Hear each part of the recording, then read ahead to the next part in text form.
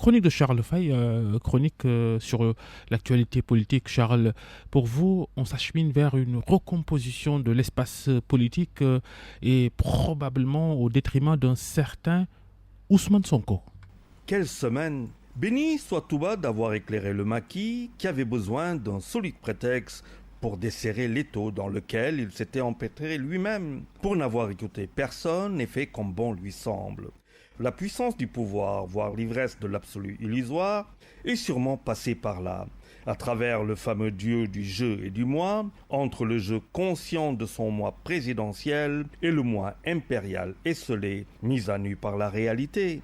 Il est donc heureux que le jeu ait pris du recul, de la distance, par rapport au moi tentaculaire et dévastateur pour lui-même. La raison triomphe toujours, dit-on, le réel politique, me diriez-vous. Merci Touba, merci mille fois Serine Muntaha Mbacké.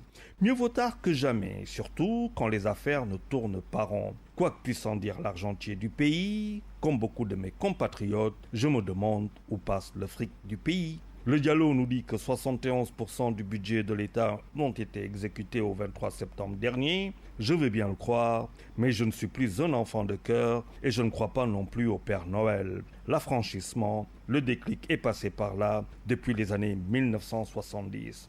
La sécheresse, le double choc pétrolier de 1973 et de 1979, le début de l'exode rural sans fin, mortel pour mon beau Dakar, à la dérive depuis. Ma religion est d'autant faite que Barkaba, mon brillant confrère et chercheur en sciences politiques, y va de sa fine analyse. Face au klaxon des contestations sociales, à la persistance de la dèche, à l'inévitable recomposition politique et son dernier mandat bourriné de questionnements et interminables réponses ambiguës, le maquis est obligé de lâcher du lest. Reconnaissons tout de même à l'animal politique hors pair son aptitude à se tirer d'affaire et à noyer son adversaire dans le labyrinthe de ses théorèmes. Quand on sait au Sénégal où est-ce que vous allez, et de ce point d'assertion, c'est le phénomène Ousmane Sonko qui ne s'en tire pas à bon compte. De la libération du dur des durs, du robuste Khalifa Sall, bien plus résilient que Karim Wade. À coup sûr, le calife de Rebeuss et maire de cœur des Dakarois fera redistribuer les cartes. Certes, il devra passer par la case amnistie, mais qui connaît le maquis, c'est qu'il se fera toujours surprendre avec lui.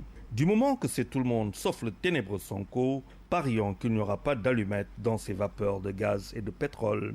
La bataille de succession est donc lancée et comme tout se négocie, nous voilà embarqués dans 4 années de castagne politique, de complaintes sociales et peut-être sans issue d'abondantes et récurrentes dettes impayables. Chacun son agenda, chacun son jeu et son moi. Mais de grâce, tout ce matin à la haie d'honneur pour nos militaires morts pour le Sénégal, la semaine dernière dans le crash du Mi-35 à Bangui. Au garde à vous, Juma Moubarak et bon week-end à tous.